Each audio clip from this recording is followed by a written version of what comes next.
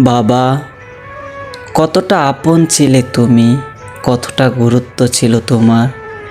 বুঝিনি তার ছিলে কণাও, ছায়ার মতো রাখতে পাশে পাশে, শীতলতার চাদরে জড়িয়ে মাতার ছাদটা তুমিই ছিলে। আজ বুঝতে পারছি বাবা, ছায়াবিহীন রোদের তাপে কতটা কষ্ট পেতে তুমি। আজ বুঝতে পারি বৃষ্টিতে আমাদের মাথায় ছাতা দিতে কতটা কষ্ট হতো তোমার। জানো বাবা, কাছের মানুষগুলো আজ এতটাই স্বার্থপর হয়ে গেছে, যতটা পর হলে বুকটা চিনচিন করে ব্যথা করে। একবার ফিরে এসো বাবা, একবার ফিরে এসো।